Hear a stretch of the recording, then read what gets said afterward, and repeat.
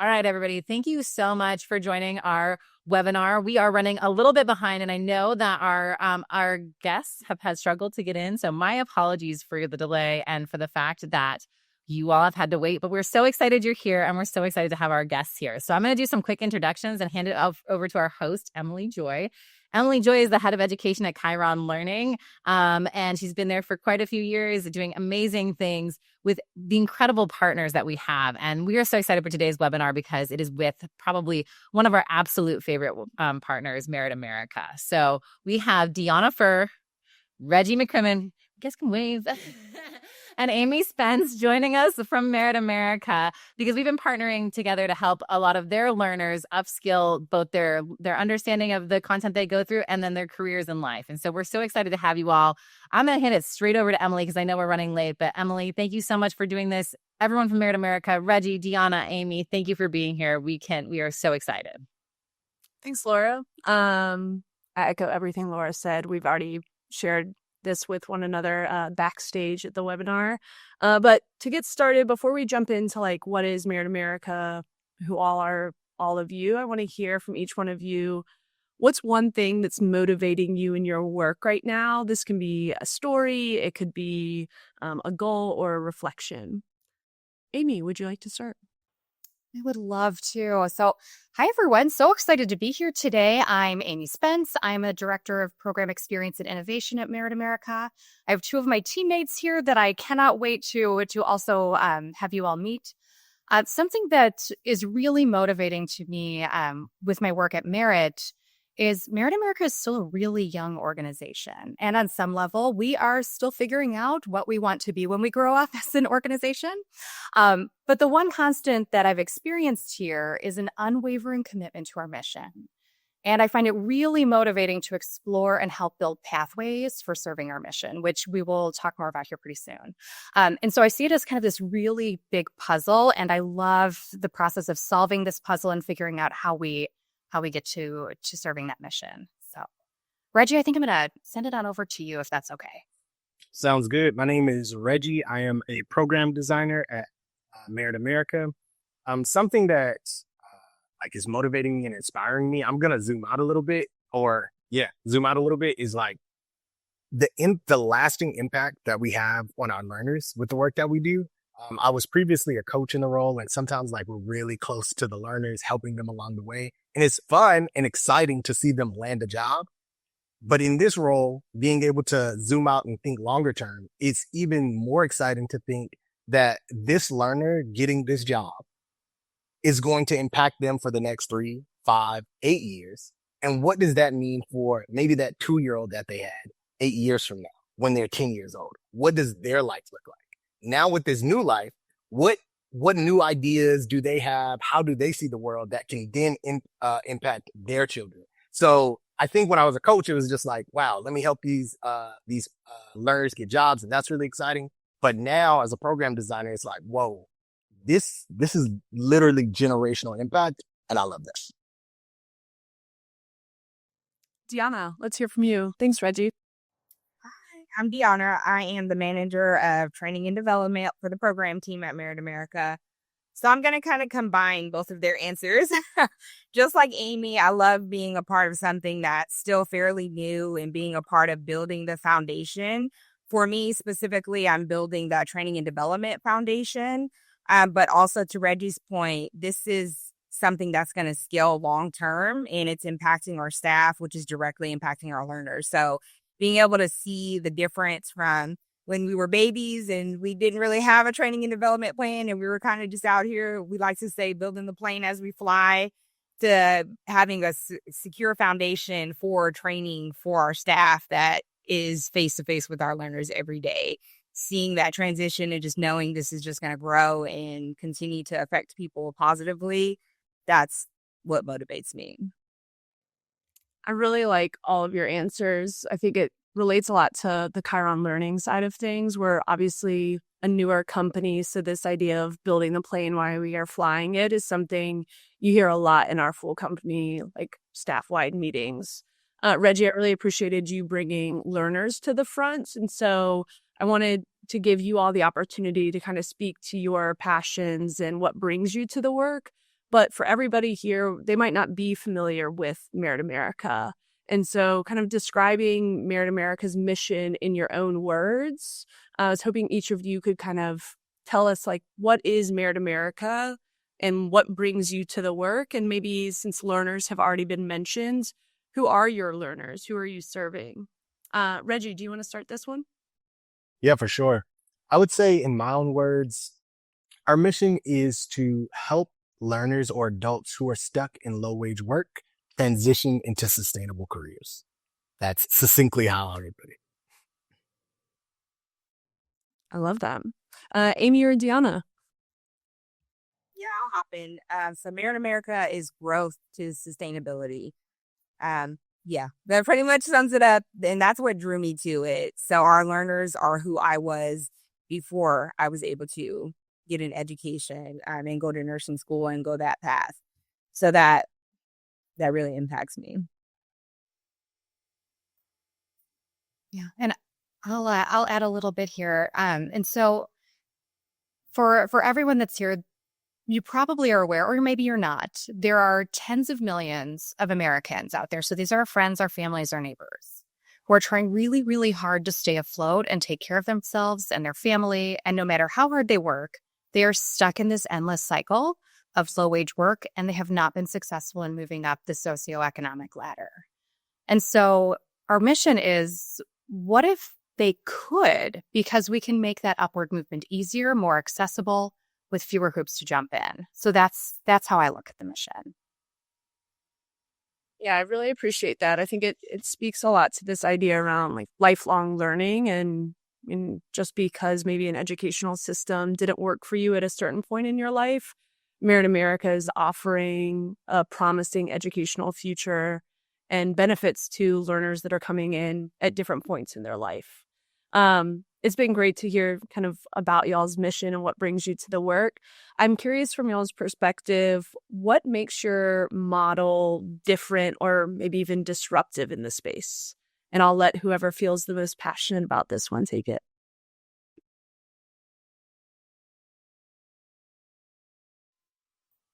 Ooh, I'll jump in with this one because I think Merit is actually very disruptive. And that's part of what I find exciting about being here. We are working on building programs that have a balance of like individual and personalized support, because everybody needs support that is special to them. But we also know that having some structure to a program also helps give people the infrastructure to succeed. So we want it to be flexible, but also to have enough there for someone to be able to hold on and to keep going with. And all of that also includes intentional community building. So we know that a lot of working adults just need a different learning environment than the typical classroom because of the pressures and constraints that they face every day. So if you're going to class 3 times a week, that could result in a higher paying job, and that would be great. And if that worked for everyone, Merit would not exist. The problem in that way has already been solved. But there are a lot of people out there who do not succeed within the traditional higher ed environment or any sort of like more traditional schooling environment. And so that's the problem that we're trying to solve here. So our programs are learner first. We try to build them around the unique needs of the adult learners who are not, a great fit for higher ed for any number of reasons, or who don't want higher ed, but they do want a pathway up that ladder there. And a lot of our program is based on our coaching program. So we describe our coaches here as our secret sauce. I can't give you the ingredient mix because it's special for every learner. So every single learner gets a slightly different experience with their coach based on what they need in the moment. And that's really where the specialness of Merit America comes in that direct learner support. Coaches have a variety of methods that they can use with learners to help guide and motivate them and to hold them accountable, to build confidence, all of those things that are going to help learners through a career pivot and into a great new job. Thanks, Amy. Reggie and Dionna, I'm not sure if y'all had anything to add. Yeah, I was just going to build off what Amy said. I think there are tons of ways for people to learn skills. Like if you wanted to learn IT support, you could just get a Google search at some other program or through Coursera. The unique thing about merit, like Amy was saying, is our coaches. It's different when you have someone there who's motivating you and encouraging you along the way. In particular, there are some coaches who are former learners. So not only can I motivate you and encourage you, but also I've been in your shoes. I know exactly how you're feeling. I know all the insecurities that you're going through. I know everything that you're juggling as you're doing this program, and you can do it. I think that additional push and motivation, having that person in your corner, separates us from just a traditional go online and get a certification. I really appreciate that, because I think one of the things that makes this collaboration work so well between Kyron and Merit is we know there has to be a human in the loop. That, like, even in the emergence of all this AI and people over promising what AI can do, so much of what all of you have mentioned is this idea around a coach, around somebody who is there for your learners, who can support them and make things individualized for them. And I love that about what you all do. We keep talking about the learners, and I'm curious from y'all's point of view, given how long you've been with Merit, how much experience you have with your learners, is there a specific misconception that people have about your learners that now that we have this webinar, you would like to get ahead of and correct once and for all? Amy, I think maybe you had the answer for that one, or was it you, Reggie? Oh no, I can start us off. There's no problem. A couple misconceptions that I think people have about our learners are, one, that they lack ambition. Like, if you haven't accomplished a goal, it's because you don't really want to accomplish the goal. Not that there are tons of societal factors that are preventing you from reaching this goal. It's just because you don't want to, right? So I think that's one misconception.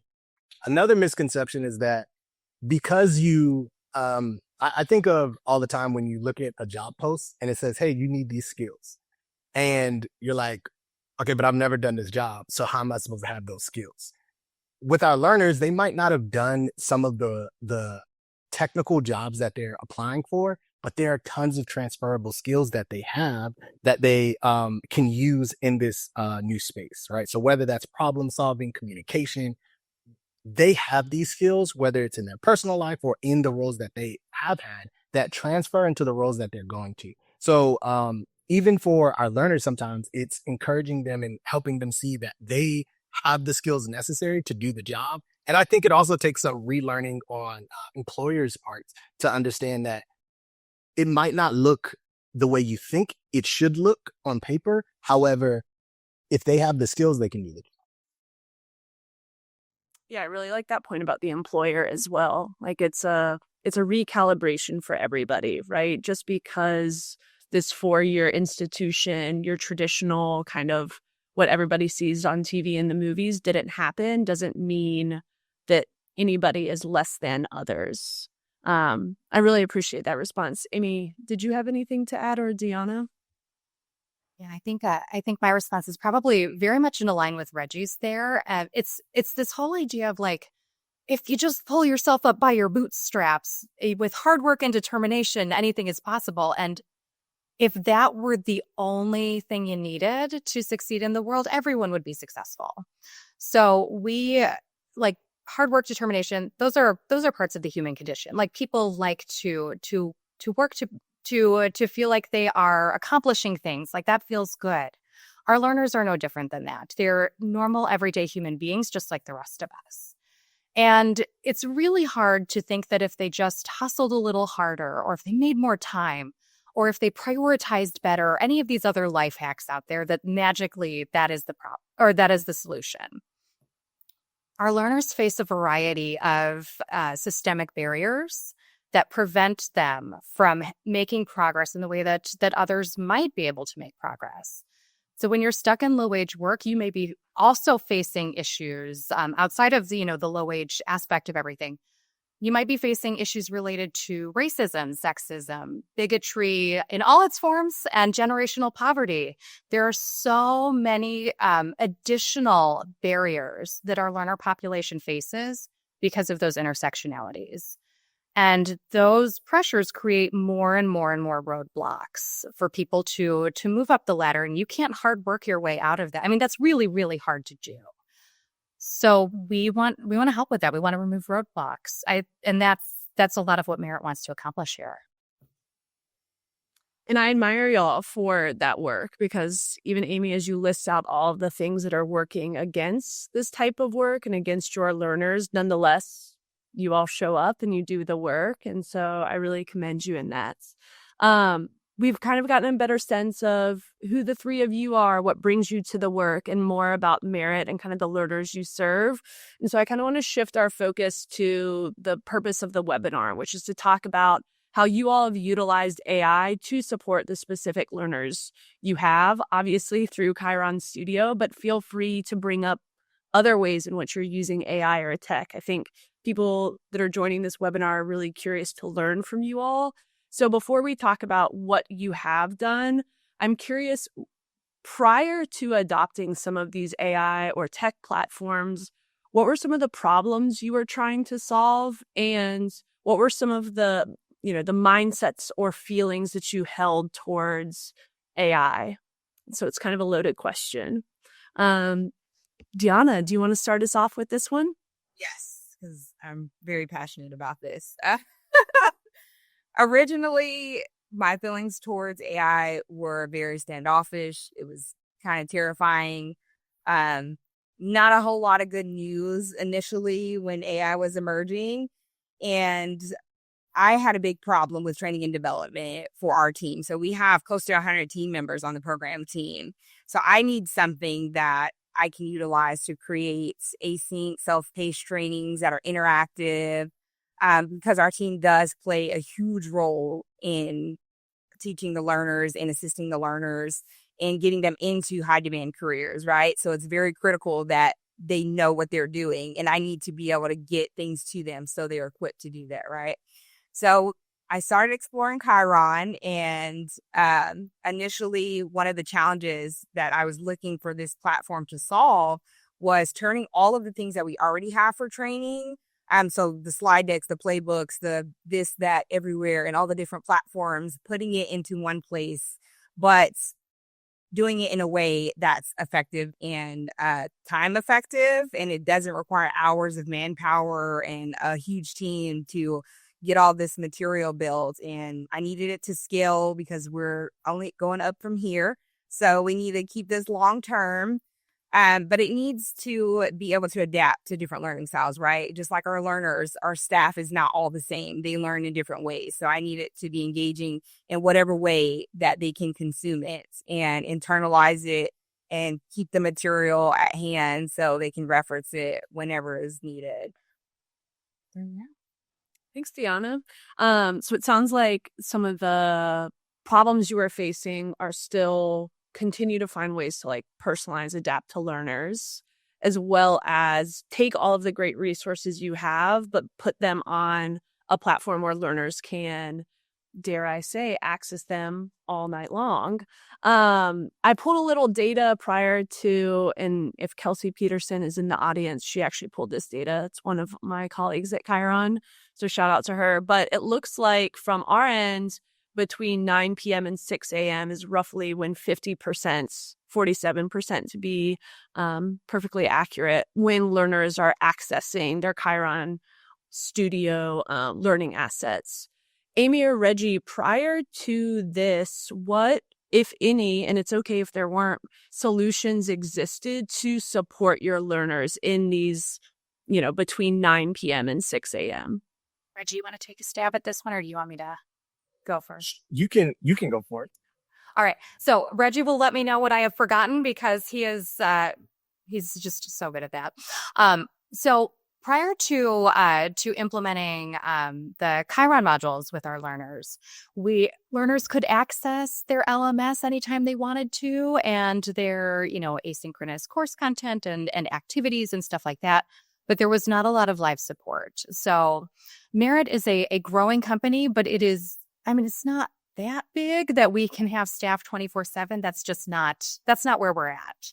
And so we were finding that learners work, we already knew that learners work non-traditional schedules. Often they work multiple jobs at the same time. And a lot of the time they don't have control over their schedules. So this week they might have a specific shift, but next week it might be a totally different one that may or may not align, with coach availability. we know learners are working, overnight on their schoolwork or when they get home from work and in the mornings, before they go and sleep after their third shift, right? So it was important for us to find tools that our learners could use that would provide support around the clock as much as possible. We're not going to be able to staff for an overnight shift, but what if there was a better option for them? What if there was something that they could engage with, that they could get help with? We're finding that learners really enjoy having the Kyron modules available to them where they can interact with them right in the LMS, where they can do all of their other program work there. And they can interact with the avatars and ask questions. And sometimes they're asking what they feel are silly questions, but because the avatar can't judge them and it's not like a person who has an opinion of them, they can ask what they feel is like the quote unquote silly question and not be embarrassed about it. And so they really, really like being able to engage in a way that's not just sitting and watching a 40-minute video or reading 17 pages of text. It's something that feels good to them whenever they can get to it. So, Reggie, what did I forget? Or, go ahead. I was just going to say that was a very detailed answer, but Reggie, I'm curious, did Amy forget anything? No, not at all. I was gonna say that it's more engaging. So like the same thing she said at the end. Before we had videos that learners could simply watch. Now we have so many cool features, which I'm sure we're gonna talk about more. Yeah. Before we jump into that, we heard, Dionna, kind of your response to this idea of like, at first AI, a little sketched out by it, feels kind of too much too soon, but now slowly kind of turning around, seeing some of the benefits. Amy, we'll start with you. And then Reggie, I'm curious, prior to adopting some of these AI platforms, what were your feelings about it and kind of where do you sit now? No, it's a good question. So I'll be super transparent here. I have been on an AI journey over the past probably year or so. So I have a background in the arts, and I have a whole bunch of opinions about AI as it relates to creating new art. I think that's a human thing, but I don't need to get on that soapbox today. However, I do as I've learned more about AI and interacted with it more, which our CEOs have been pushing us to do for a while. And I'm actually very thankful for that at this point. The more time I spend with it and the more I learn about AI, what it can do, what it cannot do, because there are limitations and things that it can't do. An ethical usage of AI, I find it to be a beautiful tool for like enhancing productivity, but also like doing better, more consistently for our learners. Like that's kind of the phrase, some of the phrases that we use like internally in our team. It's like doing better, more consistent. How can we have a better, more flexible learner experience? And how do we build that rapidly? Because that is also part of Merit's mission is there's a lot of people who need help and we have to get to them as fast as we can. So the more I learn about it, the more I really enjoy it. And I think it's really, it's been fun for this team to be early adopters of how can we use this tool to make our programs better, faster. And so that's kind of where I'm at now. That's a great response. Reggie, before you go, I'll just name Amy. One of the things that you said that I really relate to is this idea around the arts. And maybe that could be a whole separate webinar on whether AI has a place within the creative art realm or not.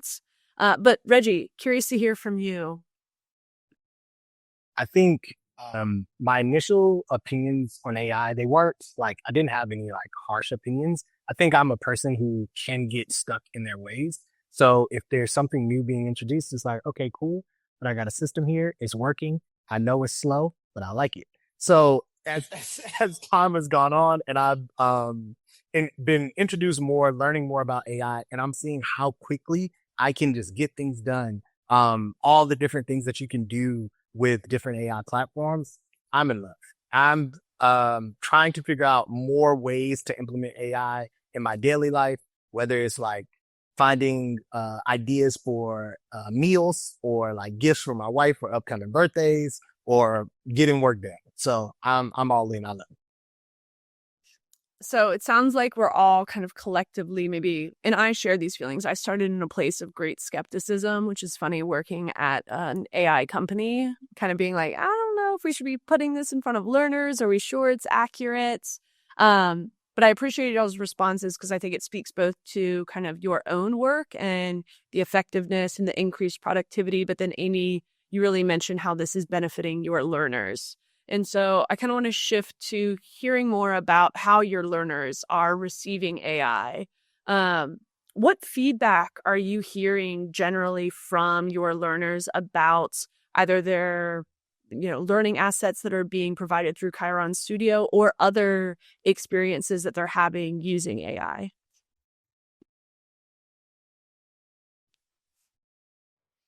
Yeah, so our learners who have interacted with the Kyron modules, we'll just start there.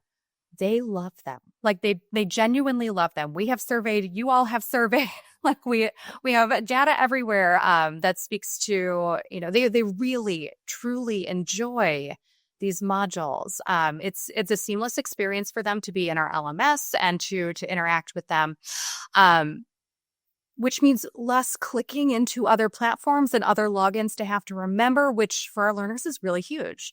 The easier we can make it for them to engage with content, the more they can focus on just learning and not on navigating.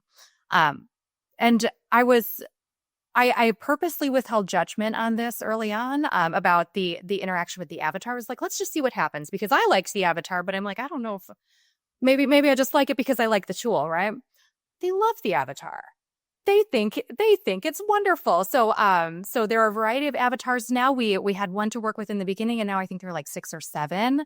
And it's pretty wonderful. So the format of being able to break things down into short videos to interact and have those guided conversations, the scenarios, they're really, really enjoying all of this. And we know that AI is becoming a very real thing in the workforce.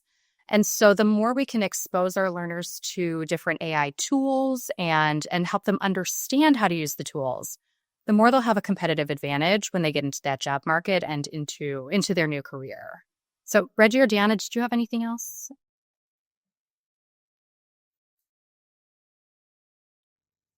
Sounds like you covered it perfectly, Amy. That's what I'm hearing from that. It's funny about the avatar. I think the avatar continues to be something where a lot of learners gravitate towards it. They're like, oh, this is great. It's really realistic. I should probably get used to this sort of presentation of a human-like figure. And then as we're seeing kind of on the flip side, a lot of people are really weirded out by it. I think it's an interesting time coming off the heels of digital learning that was kind of pushed upon a lot of learners through COVID, and how people are interacting with this kind of whole online learning space. I'm curious also, now that, it's been about 9.5 months where Merit has been using Kyron to support their learners. How has your team's overall approach shifted since you started to adopt an AI platform? Amy, do you want to speak to this one? Or Dionna or Reggie, if y'all have things to add, please jump in. Yeah, I'll go first here. So it's kind of now revolving around Kyron. It's just so convenient. And the staff are my learners.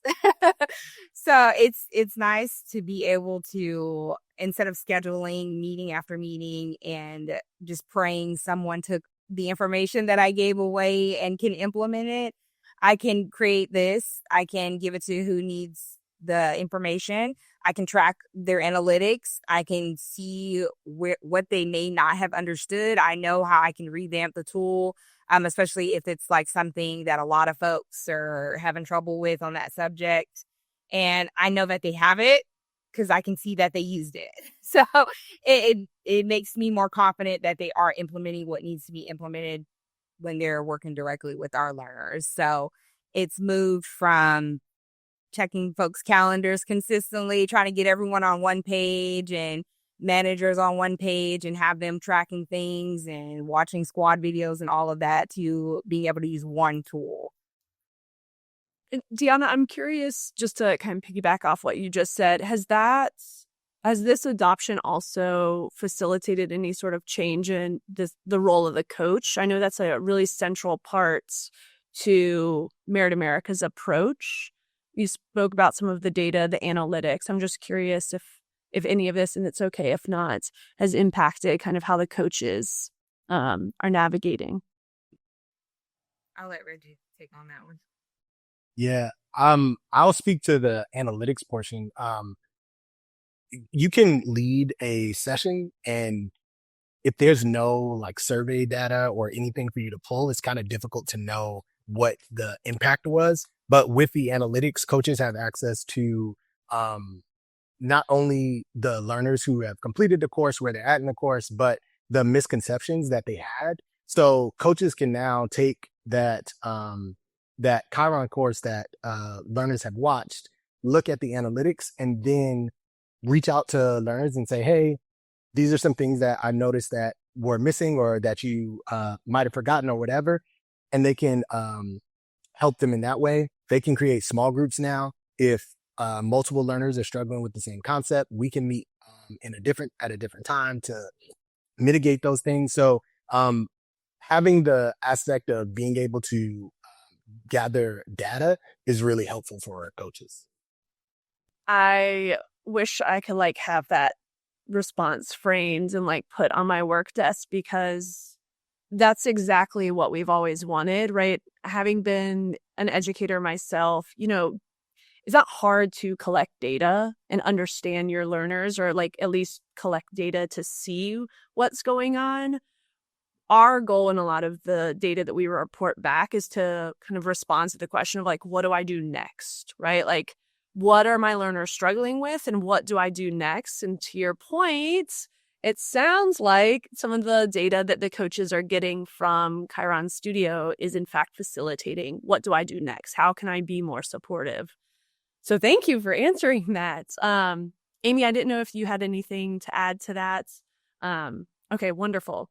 So this has been so great. I just appreciate y'all's time so much in answering these questions. I want to kind of shift to maybe some of the audience members that could be new to adopting AI in their institutions or as instructional designers, and kind of where you sit right now. It doesn't have to be number one piece of advice or guidance, but is there something you wish you knew or you kept front of mind when you were kind of AI shopping or starting your AI approach?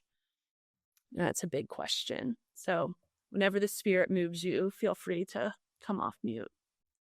I would say we've been looking at lots of different AIs, and there's so many different tools for a project at Merit. And I think something that would be really helpful is if you truly understand the problems that you have, because there are tons of tools that might seem very similar, but might not quite answer the problem or solve the issue that you're actually having. Or it seems really cool and it's like, oh, wow, this is a nice thing to add. But if it's not pushing the needle forward, then it might not be something you want to truly invest in. So I would say understand the problem that you are trying to solve, and then let that guide you.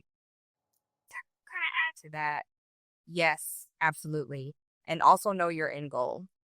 What are you trying to accomplish? If you have all these problems and then you're like, okay, this solves this, and this, but then we still have all of these issues here. What exactly are you trying to get down to?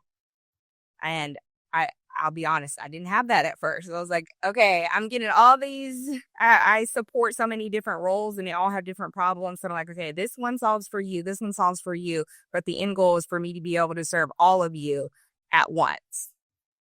Took me a while to get there, but yes.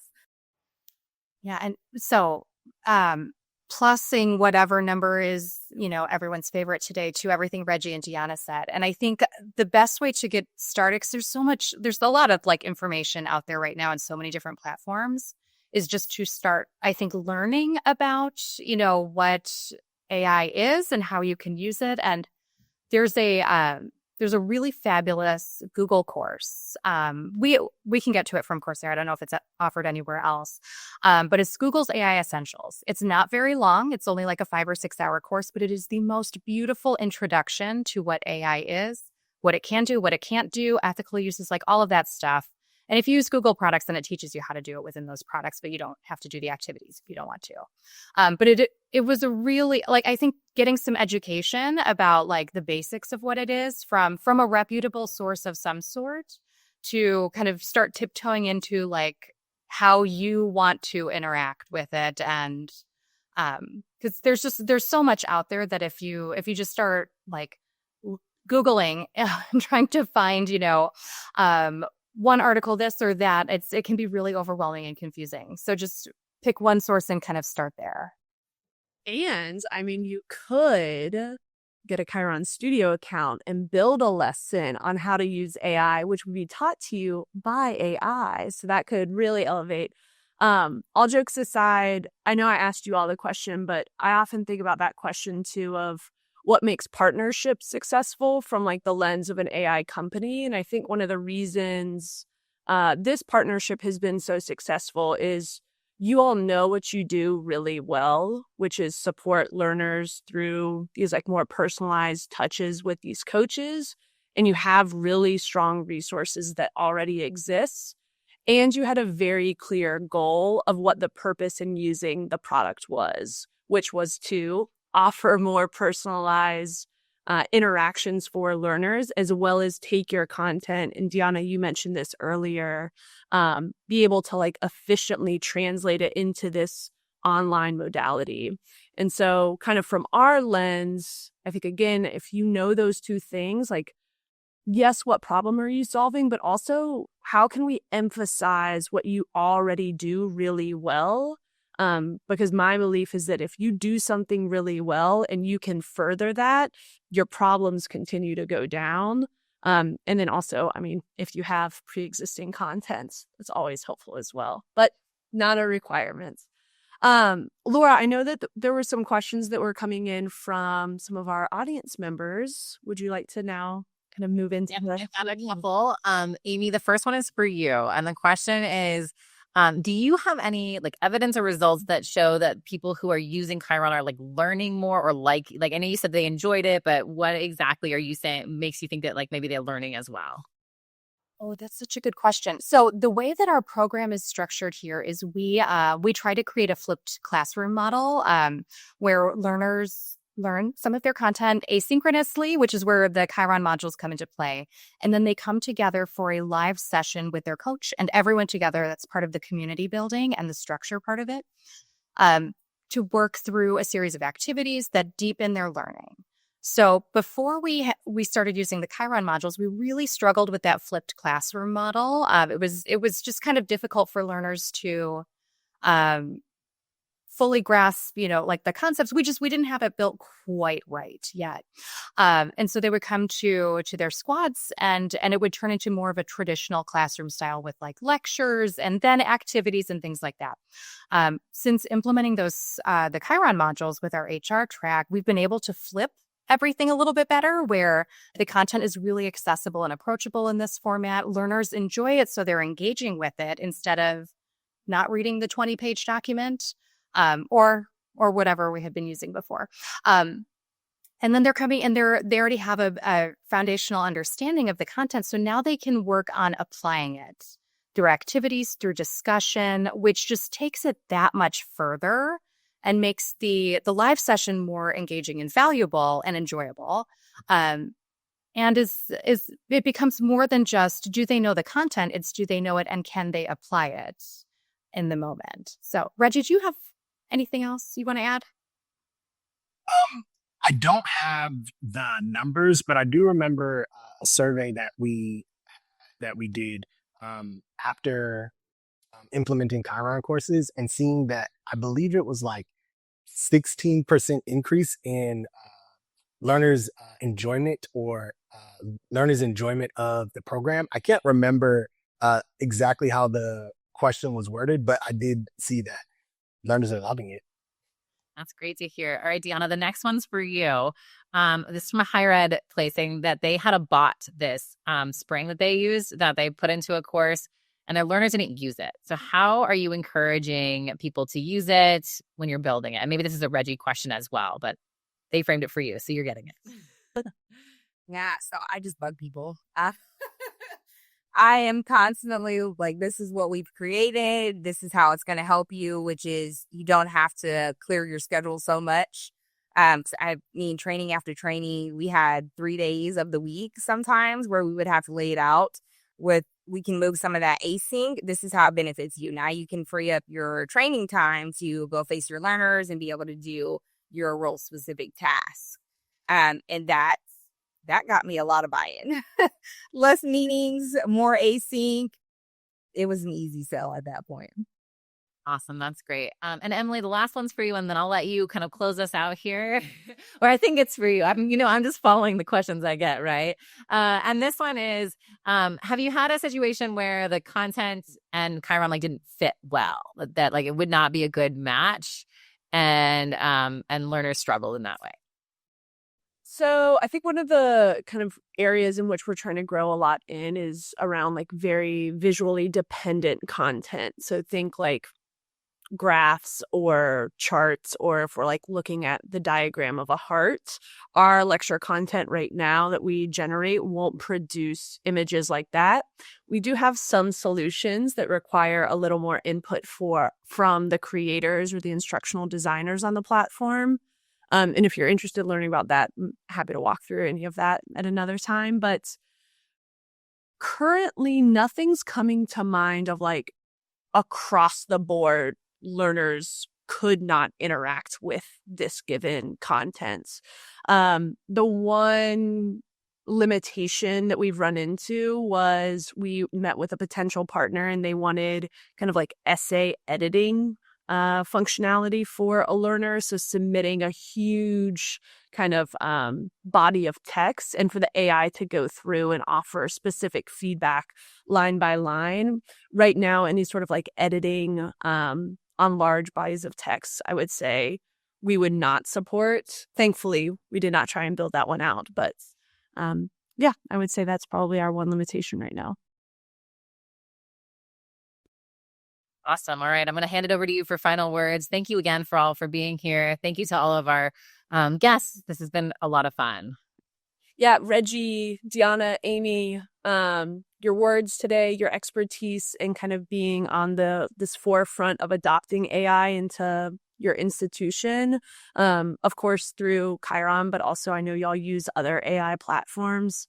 I know was super informative and helpful for a lot of people to learn from and kind of hear. May I offer, if people have questions, they could find any of you on LinkedIn and talk about this in any further detail. Really appreciate it. And thank you for taking the time. Any final words to parts on our audience about AI or your journey that you would like to say? Amy, we can start with you if you have anything. Yeah, I think so this was wonderful to be here. So Emily, thank you for having us. We have greatly enjoyed our partnership with Kyron. It's been a wonderful experience. So for anyone out there who's thinking about it, I think it's a great idea. So take that endorsement for what you will. But no, thank you so much for this. And don't be afraid of exploring AI tools. I think they have a real place to help the world. So Reggie? Yes.